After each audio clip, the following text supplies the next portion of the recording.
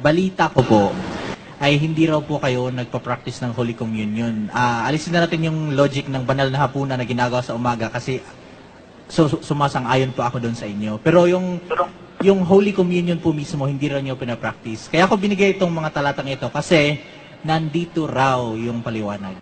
Wala dyan, hindi Holy Communion yan sinasabi dyan. Mabuti, basahin natin kapatid ha. Kung kayo nga ay nangagkakatipon, ay hindi kayo maaaring magsikain ng hapunan ng Panginoon. Hapunan ang tinutukoy dyan kapatid, hindi naman Holy Communion yan eh. Hapunan ng Panginoon ang tinutukoy dyan. Kapagkat ang tinanggap ko sa Panginoon ay siya ko namang ibinibigay sa inyo na ang Panginoong Hesus ng gabing siya ipagkanuloy dumampot ng tinapay at nang siya makapagpasalamat. Gabi yan ha, gabi. Hapunan yan eh. Ang Panginoong Hesus nung gabing siya ipagkanulo ay dumampot ng tinapay. Tanda mo kapatid, gabi yan, hindi communion yan. Hapunan ng Panginoon tinutukoy dyan. At pagkadampot niya ng tinapay, nang siya makapagpasalamat ay kanyang pinagputol-putol at sinabi, ito'y aking katawan na pinagpuputol-putol dahil sa inyo. Gawin ninyo ito sa pag-alaala sa akin. At gayon din naman, hinawakan ng saro pagkatapos na makahapon na sinasabi, ang sarong ito'y siyang bagong tipan sa aking dugo, gawin ninyo ito tuwing kayo'y magsisiinom sa pag-alaala sa akin. Sapagkat sa tuwing kanin ninyo ang tinapay na ito at inuman ninyo ang saro, ay inihahayag ninyo ang pagkamatay ng Panginoon hanggang sa dumating siya. So ang tinutukoy dito, hapunan, hindi komunyon kapatid. Yung ibinigay mong talata, nagpo-prove na talagang merong hapunan ng Panginoon, pero hindi yan komunyon. Nowhere in the Bible can you find na magpuputol-putol ng tinapay tapos komunyon. Ginanap ni Kristo yon sa hapunan ng Panginoon, pero hindi sa komunyon yon, kapatid. Walang hint ng komunyon sa Biblia. Na yan tinapay na yan, hindi literal. O, ibalik natin yung verse 23. Sapagkat tinanggap ko sa Panginoon, ay ibinibigay ko naman sa inyo. Tanungin ko sa iyo, nakatanggap ba ng tinapay na literal si Pablo kay Kristo? Hindi po. Kasali ba siya doon sa Last Supper na ginanap ni Kristo sa lupa? Kasali ba si Pablo ron? Hindi po siya kasali ron. Actually, nung maging apostol siya, nasa langit na si Kristo. Amen? Amen. Pero may tinanggap siya kay Kristo na ibinibigay naman niya sa mga kapatid. So, hindi literal na tinapay yan, kapatid. Huwag nating interpret yan na literal na tinapay, tinanggap ni Pablo, binibigay niya sa taga-Korinto.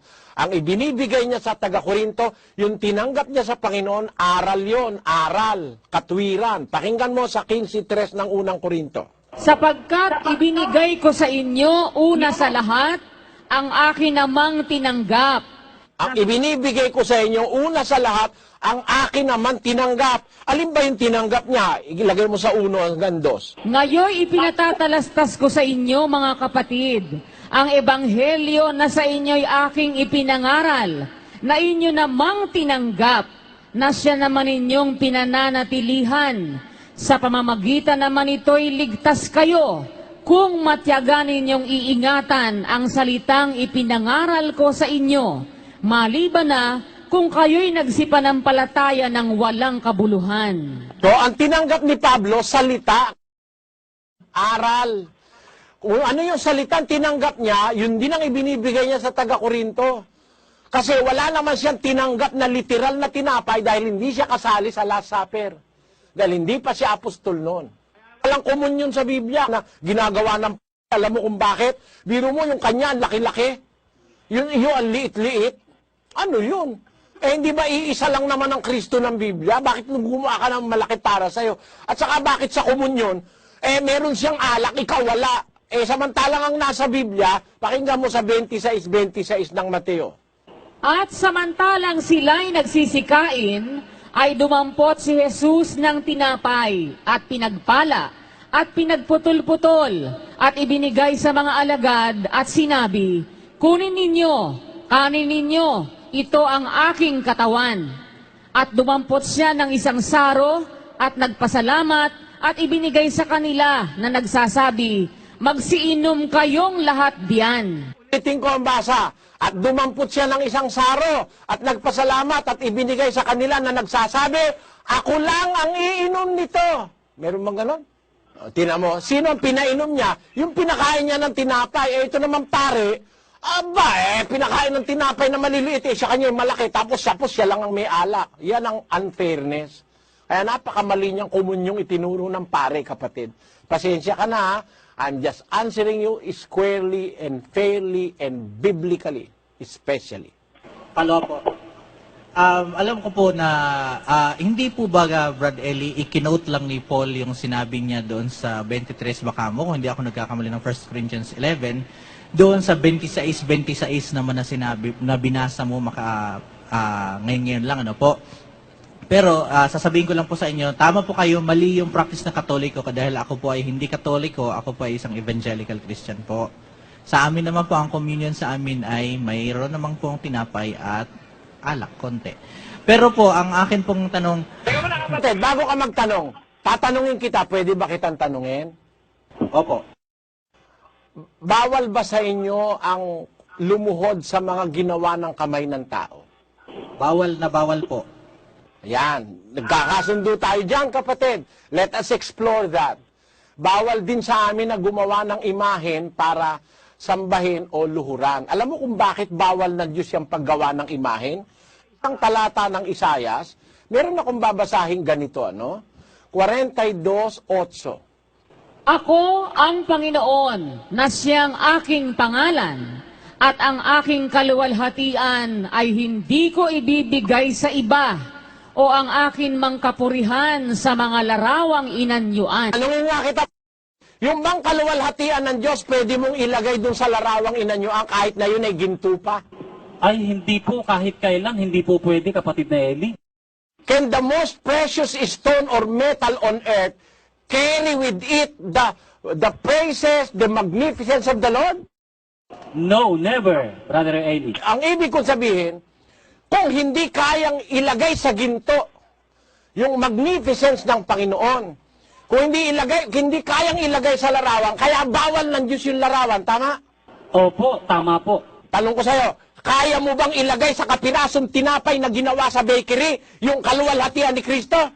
Ay, lalo pong hindi, kapatid na Eli. Pag yan pagsamba sa Diyos-Diyusan yan, na irerepresenta mo si Kristo sa kapirasong tinapay na literal, may tinapay na sinasabi sa Biblia pero hindi literal. Because that little bread cannot contain the magnificence and the glory of Christ. Kaya hindi natin kinikilala yung bread tinatinapay na yan. Kapatid, walang material thing on earth that can contain the glory of Christ. Kaya hindi kami naniniwala sa tinapay na ginawa sa bakery. Yung kaluwalhatian ni Kristo, nasa kanyang salita. At yung salita ng Diyos, yon ay ang mismong Kristo. Yun ang pinagsasalu-saluhan namin sa komunyon. Yung salita ng Diyos, hindi literal na tinapay. Brad Mark, malinaw siguro yun. Ha? Pwede pa bang follow up o hindi na pwede? Sige. Isa na lang po. Sige po. Okay. Yun nga po yung tanong ko kay Brad Eli. Hindi. Hindi ko po alam kung sino sumulat eh. Basta ang sinabi si 26. Yun po ba, yung ginawa po ba ni Kristo at ng mga apostol noon ay hindi literal? Alam mo kapatid, hindi literal yon. Symbolic yon of a more precious and important thing. Symbolic lang yon, hindi literal yon. Kung meron man literal sila, yun talagang aim ni Kristo, hindi literal. Symbolic yan. Gumagawa siya ng literal, pero it symbolizes something more exalted, more higher. It is higher. It is more important. Hindi yung literal na ginagawa ang dapat tignan doon. Pakinggan mo sa Juan 13, versikulo 1, ganito ating mababasa. Kapatid na Los, patuloy-tuloy. Bago nga magpista ng Pasko, sa pagkaalam ni Jesus na dumating na ang kanyang oras ng paglipat niya mula sa sanglibutang ito hanggang sa Ama, sa pagkaibig sa mga kanya na nanga sa sanglibutan, ay inibig niya sila hanggang sa katapusan. At habang humahapon, nang mailagay na ng Diablo sa puso ni Judas Iscariote, na anak ni Simon, ang pagkakanulo sa kanya, si Jesus, sa pagkatalastas na ibinigay na ng Ama ang lahat ng mga bagay sa kanyang mga kamay, at siya'y nanggaling sa Diyos, at sa Diyos din paroroon, ay nagtindig sa paghapon at itinabi ang kanyang damit at siya'y kumuha ng isang tuwalya at ibinigki sa kanyang sarili. Nang magkagayoy, nagsali ng tubig sa kamaw at pinasimulang hugasan ang mga paa ng mga alagad at kinuskos ng tuwalya na sa kanya'y nakabigkis. Sa gayoy lumapit siya kay Simon Pedro. Sinabi niya sa kanya, Panginoon, huhugasan mo baga ang aking mga paa? Sumagot si Jesus at sa kanya'y sinabi, Ang ginagawa ko'y hindi mo nalalaman ngayon, datapwat mauunawa mo pagkatapos. Nakita mo, kapatid? Yung ginagawa ni Kristo dun sa... Kasi yung hapunan ng Panginoon niyang tinutukoy dyan eh. Kung kailan si Judas Iscariote nagdesisyonan na talagang ipagkanulo niya, umalis siya. At sinundo niya na yung mga huhuli kay Kristo.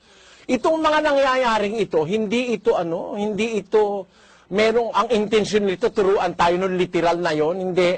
Merong ginagawa si Kristo rito sa paghahapunan ito na hindi mo nauunawa, Pedro. Hindi ba nauunawa ni Pedro binigyan siya ng tinapay? Hindi niya ba nauunawa na yung tinapay? Sabi, ikainin mo yan at uminom kayo rito. Hindi ba nauunawa yun? Literally, nauunawa ni Pedro yun eh. Kaya nga nung huhugasan siya ng paa, sabi niya, Panginoon, hugasan mo ba pa ako? Literal kasi hugasan ng paa niya eh. Pero ano sabi ni Kristo? Ang ginagawa ko, Pedro, hindi mo nauunawa ngayon. Pagkatapos mo na mauunawa ngayon. Ang nakakalungkot, ang mga mangangaral ngayon matatapos na mundo, hindi pa nauunawa yung ginawa ni Kristo doon sa mga apostol. Salamat naman sa Diyos, naunawa namin na hindi pala literal yan. After all, hindi naman ako naglilingkod to please people. Tatandaan niyo ang isang mangaral ng Diyos, hindi nagbibigay lugod sa tao. Kaya nga ako, marunong akong gumamit ng mga salitang masakit para sa tao, kasi hindi ako nagbibigay lugod sa tao. Sa 1:10 ng Galacia, to prove my cause. Sapagkat ako bagay nang hihikayat ngayon sa mga tao o sa Diyos, o ako bagay nagsisikap na magbigay lugod sa mga tao, kung ako'y magbibigay lugod pa sa mga tao, ay hindi ako magiging alipin ni Kristo. Ang alipin pala ni Kristo, hindi nagbibigay lugod sa mga tao. Tama? Tama po. O kaya kung halimbawa, magsalita man ako ng masakit o gumawa ako ng masakit para sa iba, wala akong pakialam dahil hindi naman tao binibigyan kong lugod. Ang gusto ko makasunod sa Diyos. Talagang hindi naman po sinasamba ng mga Katoliko yung mga rebolto, kaya lang po nilalagay lang po na respeto.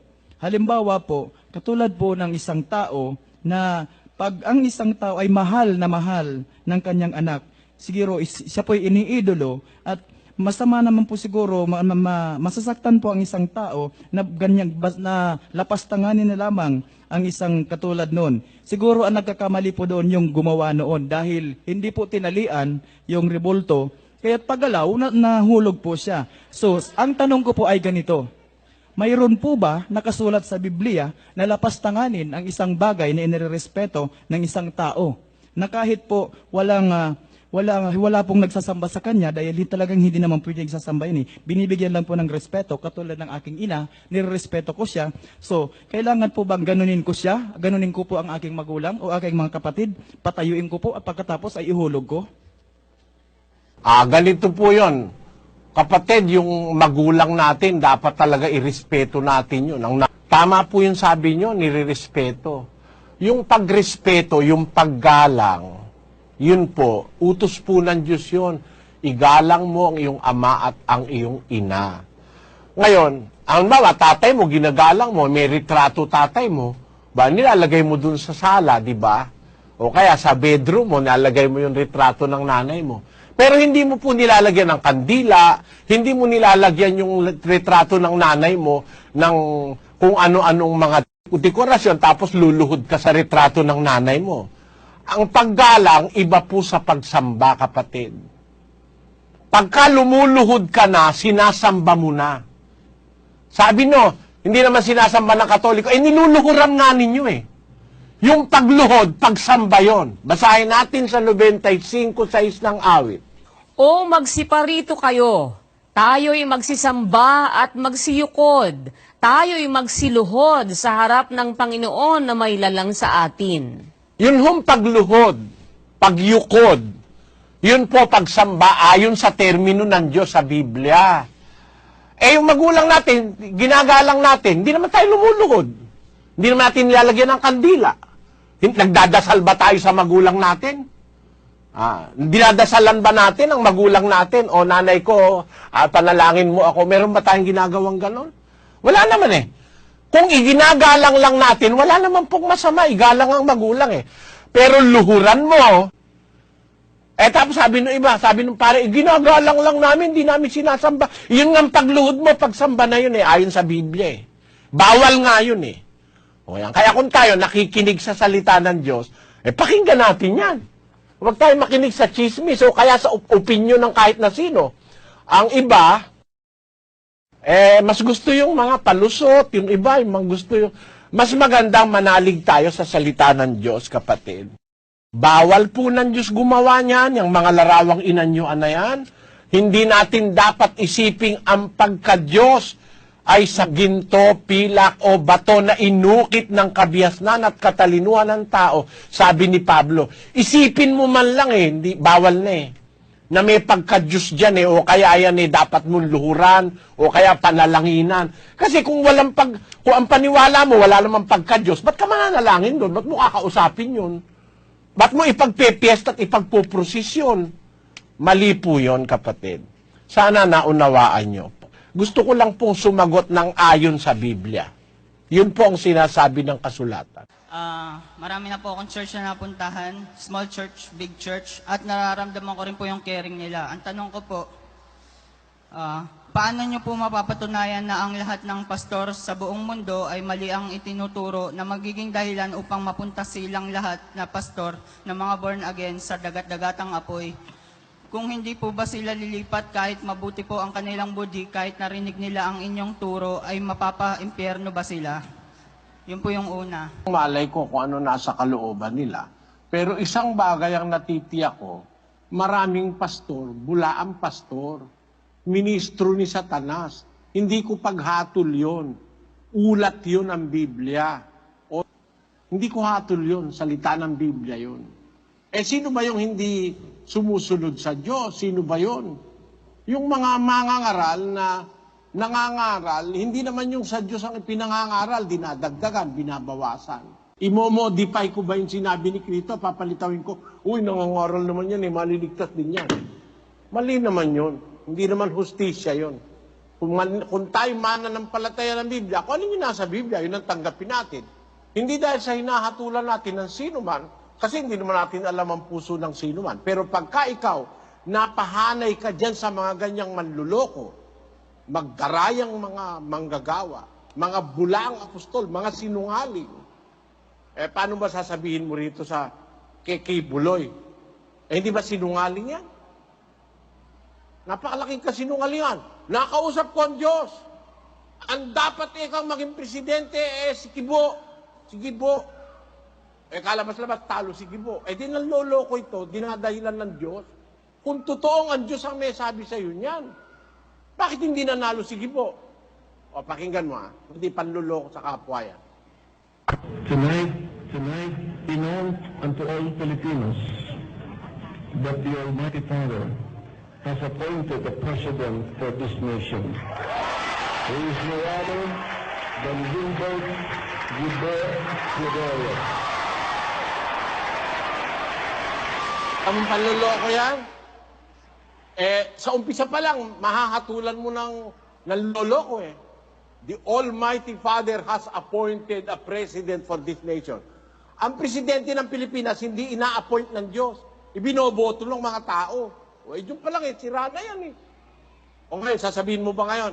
Dahil, yan, si Kibuloy, maliligtas yan. Pag sinabi ko maliligtas yan, manluloko yan Naintindihan mo ibig ko sabihin, kapatid? Pag alam mong manluloko, huwag mo sasabihin maliligtas. Masama yun. Caring naman sila mapagmahal sila kapwa. Sa ano yun? Hipokrasiya yun. Pagpapaimbabaw, hindi tunay na totoo yun. This is a scheme ng Lucas. At sinabi niya sa kanila, Kayo ang nang-aaring ganap sa inyong sarili sa paningin ng mga tao. Datapwat nakikilala ng Diyos ang inyong mga puso, sapagkat ang dinadakila ng mga tao ay kasuklam-suklam sa paningin ng Diyos. Kahit ginadakila ka dahil kunyari nagpapakita ka, mahal mo mga tao, pero niloloko mo naman. Bakit? Tinuturo mo yung aral mali eh. Wala sa Biblia eh. Manluloko ka talaga. Paano ngayon sasabihin ko sa'yo na maliligtas yan? Sa tanong mo sa akin, kapatid, na ang sabi mo, paano ko mapapatunayan lahat ng pastor sa buong mundo ay mali ang tinuturo ng mga pastor mapunta sa impyerno. Hindi ko naman kailangan patunayan mali tinuturo nila eh. Hindi mo na kailangan patunayan, kitang-kita mo namang mali eh. Tanong mo nga sa akin, sabihin mo nga sa akin, tama ba turo ng pare na paluhurin yung mga tao sa libulto? Tama ba yon? Ganon? Dahil mabait yung pari sa akin, ligtas na yon. Ay, hindi totoo yon. Mali yon, maling hatol yon. Wala sa hustisya ng Diyos yon. Hindi dahil sa ginawang ka ng mabuti, paniwalaan mo ng maliligtas. Ang kailangan sa gawang mabuti, kaakibat na aral na totoo. Pero kahit ano pang buti ang ipakita mo, pero ang itinuturo mo yung aral na mali, ano ang sabi ng Diyos? 1:19 ng unang Korinto. Sapagkat nasusulat, iwawalat ko ang karunungan ng marurunong at isasawala ko ang kabaitan ng mababait. Ng Diyos yun, hindi ako may sabi nun. Kahit gaano ka pa kabait, tarantado yung aral mo, hindi ka maliligtas. Pero kahit ano pa sabihin ng taong masama ka, tama naman ang itinuturo mo, maililigtas mo ang tao. Kasi ang makakapagligtas sa tao yung tamang turo 4:16 ng unang Timoteo. Mag-ingat ka sa iyong sarili at sa iyong turo. Manatili ka sa mga bagay na ito, sapagkat sa paggawa nito ay ang iyo ring sarili ang ililigtas mo at pati ng mga nagsisipakinig sa iyo. Ang makakapagligtas sa nakikinig sa isang mangangaral, yung turo niya, na turong totoo. Sabi ng Diyos kay Timoteo, mag-ingat ka sa sarili mo, mag-ingat ka sa iyong turo, sapagkat sa paggawa nito, sarili mo ang ililigtas mo, pati ang nakikinig sa iyo. Kaya ang kaligtasan ng mangangaral at saka nung inaaralan niya, nandun sa turo na maingat na itinuro, hindi pa daskul-daskul na kung saan-saan pinag-aagilap, kagaya ng mga paring Katoliko. Ngayon, pagkababait ng pare, may maliligtas ba? Na pare na tinuruan ng mga miyembro lumod sa Diyos-Diyusan? O ikaw ngayon ang humatol? Kung ibabase mo ang sinasabi sa salita ng Diyos, anong hatol mo? Ligtas ba yung mga papa sa Roma? Na pinaluluhod yung kanilang mga miyembro sa mga karumal-dumal na mga Diyos-Diyusan? 4:3 ng unang Pedro. Sapagkat sukat na ang nakaraang panahon upang gawin ang hangad ng mga hentil at lumakad sa kalibugan, sa mga masamang pita, sa mga paglalasing, sa mga kalayawan, sa mga kayamuan, at sa kasuklam-suklam na pagsamba sa mga Diyos-Diyosan. Kasuklam-suklam pala yung pagsamba dyan sa mga ginawa ng kamay ng mga tao. Pinaluhod mo ang mga tao dyan. Kahit kano ka pa kabait, kasuklam-suklam ka sa Diyos. Ligtas ka kaya. Magkaroon na lang po ng kanya-kanyang respeto sa paniniwala. Respeto? Apo. Ay, masamang respetuhin yung mali. Masama yun. Pag walang kokontra sa mali, lahat ng tao maniniwala sa mali. Tandaan niyo. Ngayon, ano ang batayan ko? Na masama na yung mali, hindi mo kokontrahin. Bakit ganon? Ba't ko sinasabi yun? Pag mali, dapat punahin. Pag mali, dapat sawayin. Pag mali, dapat pigilan. Kasi sabi ng Diyos 3 G's ng Tito. Pakinggan niyo. Ang taong may maling pananampalataya, pagkatapos ng una at ikalawang pagsaway, ay itakwil mo. Ipinapasaway ba yung mali? Sabi nga ng Diyos, pag mali ang pananampalataya ng tao, sinaway mo ng una, sinaway mo ng ikalawa, itakwil mo na. Diyan mo na siya. Ayaw niya ng tama, gusto niya mali. Pero ipinapasaway ng Diyos. Sawayin mo. Paano sasawayin? 1:13 ng Tito. Ang patotoong ito ay tunay. Dahil dito'y sawayin mong may kabagsikan sila upang mangagpakagaling sa pananampalataya. Ano? Pero tungkulin mo kung mangangaral ka na sumaway.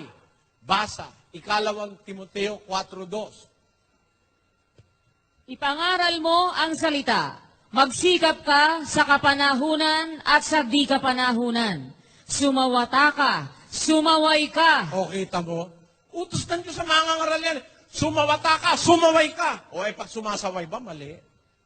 Ba't hindi na lang natin igalang ang pananampalataya ng isa't isa? Kung mali, ba't ko igagalang? Ibig mo sabihin, ang paniniwala mo, si Kristo, tao. Ha? Tapos sabihin ko, ginagalang ko yan. Amen. Ganun ba? Pag sinabi mo si Kristo, tao, sisigaw ako.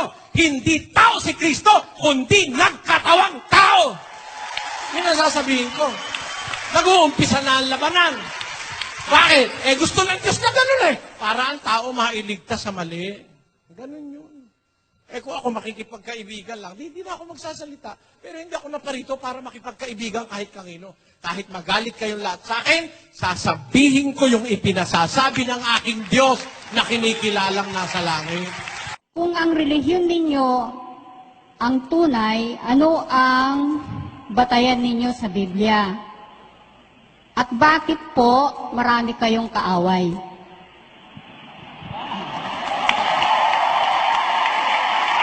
Ganito po ang sagot, kapatid. Yung tunay na relihiyon, marami talagang kaaway yun. Pakinggan nyo sa Mateo 24 at ang bersikulo ay 9 hanggang 10. Kung magkagayoy, ibibigay kayo sa katighatian at kayo'y papatayin at kayo'y kapopuotan ng lahat ng mga bansa dahil sa aking pangalan. Kaya, sabi po ng ating Panginoon Kristo, yung mga Kristiyano, kapopuotan ng lahat ng bansa. Pagka kayo walang kaaway, hindi kayo totoon sa Diyos. Yung totoong sa Diyos, may kaaway po yun. Marami pong kaaway yun. Alam nyo kasi, conforme yan sa relihiyon Yung relihiyong walang kaaway, kasundo lahat, kasi natatakot yung makipag-away. Ang Kristiyano po, nakikipag-away yan sa pananampalataya. Pag mali, tinututulan ng Kristiyano. Sabi nga ni Pablo sa 6:12 ng Efeso, pakinggan nyo. Sapagkat ang ating pakikibaka ay hindi laban sa laman at dugo, kundi laban sa mga pamunuan, laban sa mga kapangyarihan, laban sa mga namamahala ng kadilimang ito sa sanglibutan, laban sa mga ukol sa espiritu ng kasamaan sa mga dakong kaitaasan. Yan po, nakikipagbaka ang mga apostol. Talagang may away naman talaga Pagpadating sa pananampalataya, pag itinataguyod mo yung totoo, magagalit sa iyo yung mali. Hindi ko conforme sa iyo yung mali. Kaya magkakaroon ka ng kaaway. Sabi ng Biblia kasi, ang pakikipagbaka, hindi naman panlaman at pandugo, hindi naman patayan, hindi naman suntukan, pero laban ng wika sa mga kapangyarihan, laban sa mga pamunuan, laban sa mga namamahala ng kadilimang ito sa sanlibutan, laban sa mga ukol sa espiritu ng kasamaan sa dakong kaitaasan. Kaya yung mga Kristiyano, nilalabanan nila yung maling aral. Pakinggan nyo sa 2 Korinto 10:4. Ito po sinasabi. Sapagkat ang mga sandata ng aming pakikilaban ay hindi ukol sa laman, kundi sa harapan ng Diyos ay may kapangyarihang gumiba ng mga kuta, na siyang gumigiba ng mga maling haka at ng bawat bagay na matayog na nagmamataas laban sa karunungan ng Diyos. Ayun. ang pakikipaglaban ng mga apostol, gumigiba ng mga maling haka, ng maling aral, ng bawat bagay na matayog na nagmamataas laban sa karunungan ng Diyos. Kaya po nakikipagbaka talaga ang mga Kristiyano, yung maling aral. Diba? Kung minsan nga, pati nga yung kasambahay mo pa, pwede mo pang makaaway Pakinggan nyo sa 10 ni Mateo. At ang magiging kaaway ng tao ay ang kanya ring sariling kasangbahay. Tamo, pagka ikaw ay sumunod kay Kristo, pati kasambahay mo, makakaaway mo. Ganyan po ang relihiyon Pag yan ay tumalab sa kaibuturan ng isang tao, kahit na mali, hirap na siyang iwanan. kumbaga meron ng sentimental value sa kanya, kahit mapunta siya sa impyerno, okay na siya ron. Ako hindi ganun paniwala ko. Pag may nakapagpatunay, mali yung paniwala ko, iwanan ko rin yun eh. Kahit na halimbawa, 1 linggo na lang, natitira, maghuhukom na, iiwan ko yung paniniwala ko kung mali. Dahil po, hindi ka maliligtas kung mali eh. 22:29. Ngunit sumagot si Jesus at sinabi sa kanila, nagkakamali kayo sa hindi pagkaalam ng mga kasulatan, ni ng kapangyarihan man ng Diyos. Ayan. Yung pong pagkakamali, bunga ng kawalang malay sa kasulatan yun eh. Nagkakamali kayo sa hindi pagkaalam ng mga kasulatan.